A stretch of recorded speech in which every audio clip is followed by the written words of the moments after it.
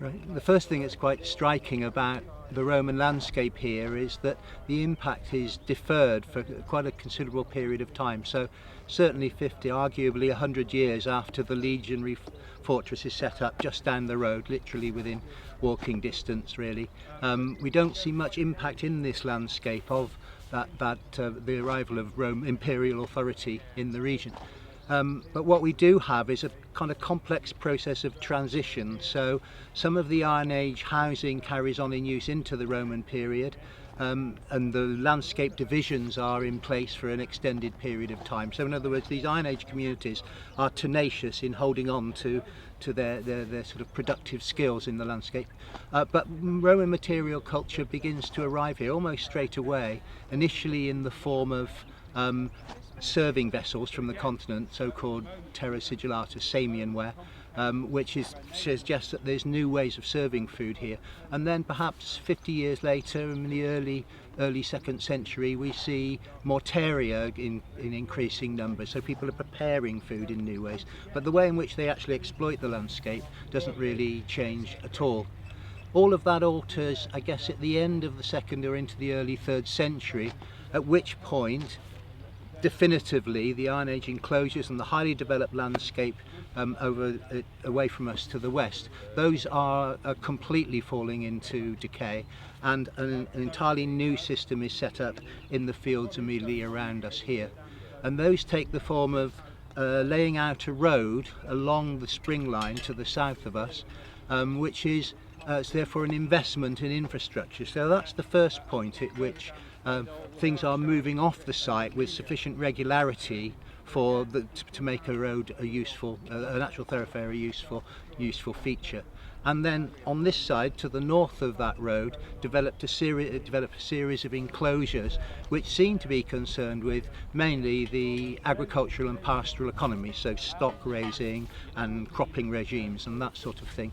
So although settlement is shifted, the fundamentals of what was being exploited here haven't really changed. And so not only the landscape is reorganised, but the actual pastoral regimes are altering with a much greater emphasis on cows. And in line with that, we see an opening up of herd structures. So in the early Roman period, the cattle have inherited characteristics in the same herd. In other words, there's not much coming in from outside, whereas by the 3rd century and into the 4th, it's not only an increased proportion of cows, but now those inherited characteristics have gone, and therefore the nature of the pastoral regime has changed, is much more outgoing, as it were, kind of matching the idea about the road taking stock off-site for the first time.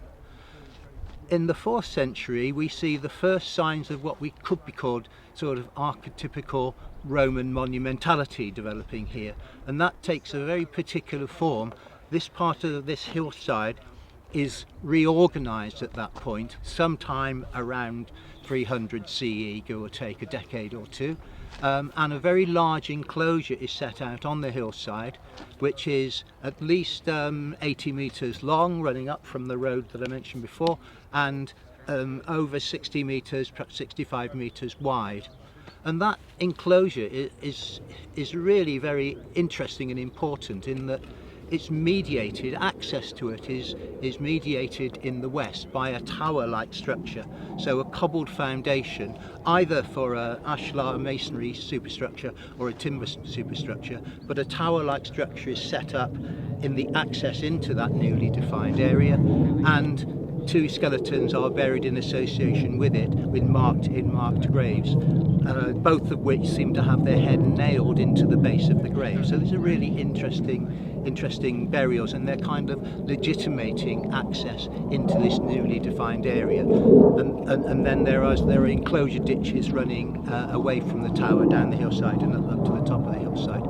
On the other side of that enclosure, in the immediate vicinity of where we're standing at the moment, you see also another pair of ditches running down the hillside. Here there's no actual tower-like structure near the entrance, but there is quite a large gateway, and there is preferential discard of particular types of pottery. So in the ditches on either side of that entrance there are not only large amounts of pottery, but there are more prestigious assemblages being deposited, kind of marking the route either into or out of that newly defined zone. And then in the centre of that rectangular area is a typical Roman, prestigious Roman building. It's a hypercaustic building. It's got underfloor heating. It's upper signinum floor. It's got a concrete floor, really good quality. It's cobbled foundations with timber superstructure.